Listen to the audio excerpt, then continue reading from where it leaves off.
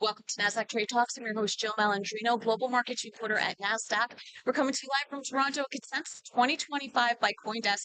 Joining me for this segment, we have Chakravorti. He's Chief Business Officer of Stellar. We're here to discuss cases for crypto and the tokenization boom. It is great to have you with us. Welcome to Trade Talks. Thanks so much for having me. And that's the story of the conference here, right? Sure is. Tokenization, whether you're looking at RWAs or stable coins and the policy around it. What are some of the trends that you're seeing there? What's Stellar's role in this? Yeah, well, I think we are all relatively aware of the stable coin boom that has happened. I think as of today, there's about $240 billion of stable coins in circulation. But I think the most interesting aspect of stable coins is that if you actually look at the transaction volume, meaning how many times those stable coins are changing hands, I think the number that we saw was $27 trillion over the last year, which is more than both Visa and MasterCard combined, which is incredibly exciting because when you look at the rise of stablecoins, it's only going to go up. And so the top end is somewhat uncapped, which is very exciting. It's really a use case. On the RWA front, I think it's really exciting to have seen all of this new tokenization that is happening and institutions finding value on the blockchain, which we'll talk about in a second. But something that I've been really focused on is this idea that, well, you can kind of tokenize anything, but to what end? Right? Like you could have a luxury vehicle like a Lamborghini tokenized on the blockchain, and then you could get like fractional ownership. Great, cool. What am I doing with that? What is the value of that? And I think we're actually at this very important moment where people are really starting to understand that the technology delivers one thing, but the most important thing is the actual use cases that are being empowered and ultimately the end consumers that are finding value out of it. And let's talk about those institutional, uses of crypto, whether it's Franklin Templeton, Wisdom Tree was on the show yesterday, MoneyGram. Yep. What are some of the use cases? Well, we at Stellar have been very fortunate to work with actually all of those institutions that you've spoken to. Franklin Templeton actually was a really interesting case study for us because a few years back, when Jenny Johnson, essentially the CEO of Franklin Templeton, had the concept of tokenizing the first money market fund, she found Stellar. It wasn't the other way around. And the reason that she found Stellar was that there were some really important capabilities that we had enabled on the network. And some of those capabilities, again, are just because you have the ability to tokenize doesn't mean that you should tokenize anything and that you should do it without lack of controls. In fact, what Stellar offered was this idea that it is a public blockchain, meaning that it is visible, and I think speaks to the ethos of like what blockchain should be, but that it is permission in that it actually has asset tokenization features in it, like clawback functionality, freeze functionality, the type of things that if you have something and it's sent to the wrong recipient, that you're actually able to pull it back. I think these are the type of institutional controls that are really important, particularly as financial institutions think about like what should we do with it.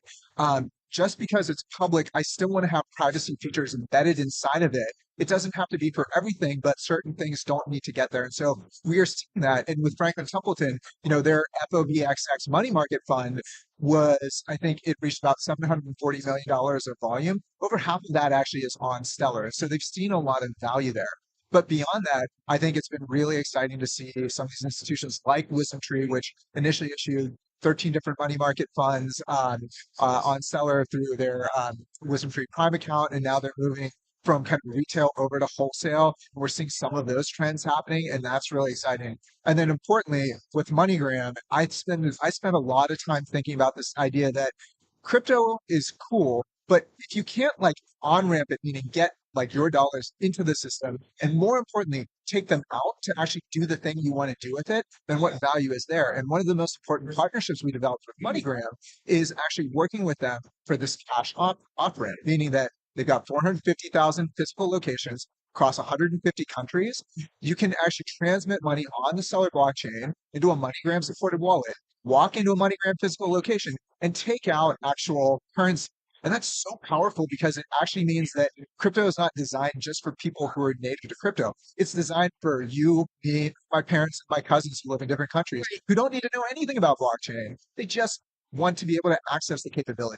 Which is so interesting because there are developing areas of the world that have leapfrogged in terms of technology and leveraging it, where it's almost ubiquitous in terms of how they're using it. They're, using that type of technology to build local economies, alternative forms of capital formation. Yeah.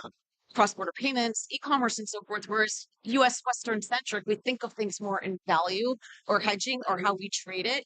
And I think it's important that these conversations are happening at Consensus now because it helps to for institutions to understand how to adopt it. And to your point, discerning what blockchain works best for you, it's like having a choice among vendors, which indicates to me that the industry is evolving, it's maturing when you think of it in those terms. That's right. And I'd say when I think about an institution, look, I come from Wall Street. I actually started my career in the 2000s working in structured finance, working in mortgage-backed securities, and then I spent a lot of time in payments and fintech. And so when I come to crypto, and now that I'm here at Stellar, I'm actually taking that mindset of like the usability and functionality. And when I think about what an institution cares about, there's two major things. One is, am I actually growing like my TAM, my target addressable market? Like, is that creating more value for me as an institution? Is that driving more value for actually my constituents? And the second thing is there cost savings involved with me moving this forward? Like, am I optimizing? And what we've seen with an institution like Franklin Templeton is they're taking the ability to issue a money market fund and changing the cost structure from hundreds of thousands of dollars down to, in many ways, like single digit dollars. I mean, that's amazing because if you think about the optimization, the back office stuff, the reconciliation stuff, the fat fingering of keys in terms of like what do these things mean, all of that has been removed, which creates so much more efficiency. And that's the type of thing that will allow more institutions to adopt.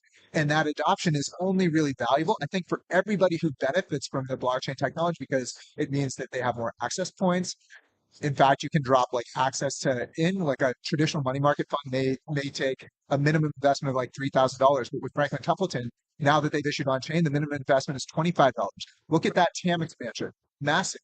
Looking at the efficiency expansion, massive. So these are really, really valuable things that just provide a two-way level of value. And ultimately, that's what we want to do: is see all of the kind of boats look with this tide. This blockchain. As you think about the remainder of 2025 heading into 2026, because our conversation could look very different even just a year from now. What do you think about the industry? What do you think about Stellar in particular? What are some of the things that we'll be focusing on or looking back on that's become, ubiquitous in some ways? Yeah, well, I think we've seen stablecoins. We talked a little bit about it, and we're seeing some of these instruments like money market funds that are there. What I always think about is that, like, just because you put something on a blockchain doesn't make it liquid. It has to have something intuitive about it that has value. And so some of the asset classes that people would love to invest in are things like real estate or private credit, but you can't have access to it, and those are relatively illiquid. But when you put them onto the blockchain, now you can fractionalize them and get access to it. And so if you think about me as a consumer, oh, I'd love access to like getting yield on a relatively safe set of assets, but maybe I don't have all the money to go buy a new real estate property or do something like that. But now I can actually get access to that way. And I think as we look forward, when I think about like Stellar and our role, the things that I find sexy are like the things that are just like real tangible value instrument. I think that's where we're going to see a tremendous amount of expansion.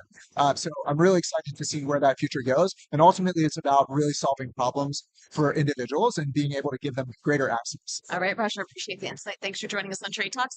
And thanks for joining me from Consensus. I'm Jill Malandrino, Global Markets Reporter at Nasdaq.